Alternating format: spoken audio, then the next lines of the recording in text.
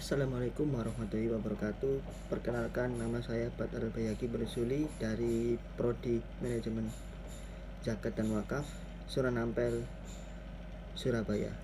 Kali ini saya akan menjelaskan hasil observasi saya di lembaga di sekitar rumah saya. Berikut adalah laporan pengelolaan zakat, infak, dan sodako atau disebut ZIS di Masjid Darul Mutakin Sidokare, Sidoarjo.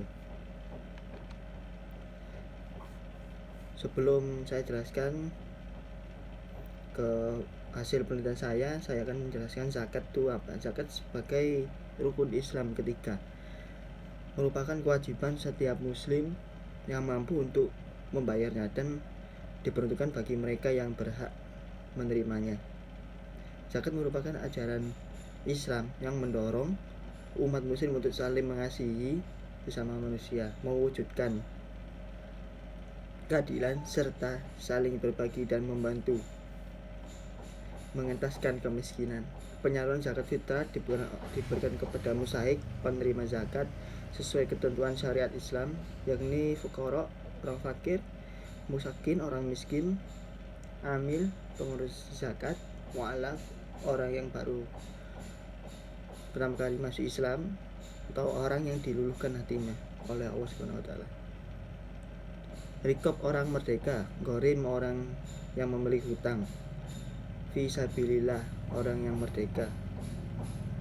Dan ibadu as-sabil, orang yang sedang dalam perjalanan.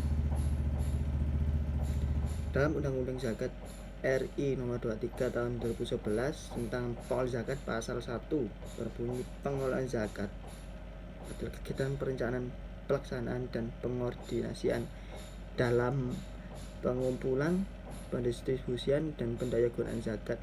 Dalam pasal 2 berbunyi, pengelolaan zakat harus berdasarkan bersyariat Islam, amanah, memanfaatkan keadilan, kepastian hukum, terintegrasi dari dan akuntabilitas. Apakah lembaga zakat sudah menerapkan hukum Islam? Yang pastinya sudah menerapkan hukum Islam di lembaga sini menggunakan dasar yang sesuai dengan syariat Islam, karena di sini juga ada dewan syariat yang membantu lembaga serta pengelolaan ZIS sudah sesuai atau belum, yang nantinya untuk melaksanakan amil serta mustahiknya berapa sudah ditunjukkan sesuai syariat Islam dan berdasarkan 8 asnaf yang wajib menerimanya. Bagaimana hukum zakat dalam perspektif hukum nasional? Konsep nasional yang ada di salah satu pilar rukun Islam yang ketiga sebagai mensejahterakan umat manusia dengan mencakup sosial, ekonomi, dan keadilan. Pemerintah telah mengatur zakat dalam peraturan perundang-undangan untuk memaksimalkan pengelolaan zakat.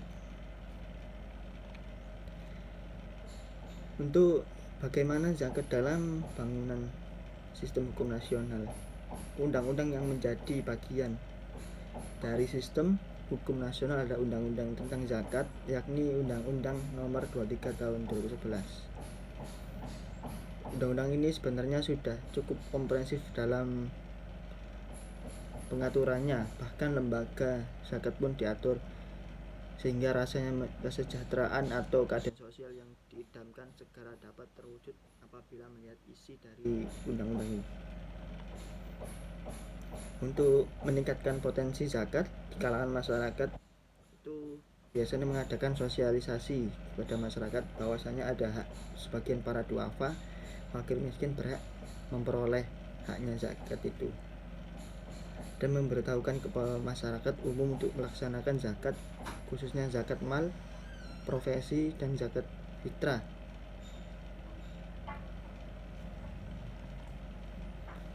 Tahapan-tahapan pengelolaan keuangan. Dana masih dari para donatur, bendahara memilahnya antara dana zakat, infak, sodako, sehingga pelaksanaannya nantinya jelas. Khusus yang zakat di mana sesuai dengan amanah peraturan agama kita harus salurkan ke 8 asnaf. untuk infak dan sedekah lebih luas digunakan dalam pembangunan infrastruktur, ditambah terdapat program sedekah hari Jumat, pengelolaan zakat, infak dan sedekah atau yang disebut ZIS 1000 guna membantu syahidin sabilillah.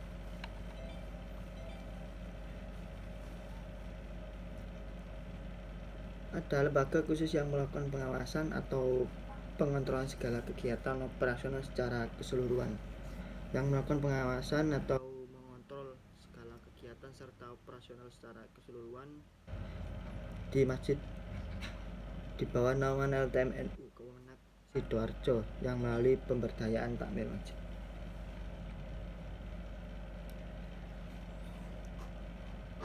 Untuk syarat menjadi amil belum terpenuhi bakal tidak sah menjadi amil karena belum memenuhi kriteria sebagai seorang amil yang nantinya tidak bisa melakukan pengelolaan zakat, infak dan sedekah.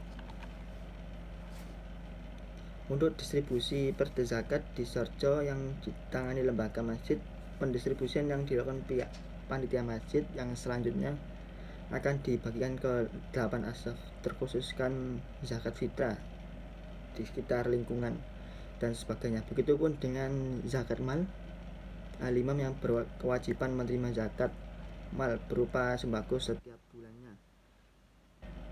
Laporan nantinya akan diserahkan pihak lembaga masjid Sidoarjo di bawah naungan LTM NU dan Kemenak Sidoarjo. Sekian dari saya. Wabillahi taufiq walhidayah. Wassalamualaikum warahmatullahi wabarakatuh.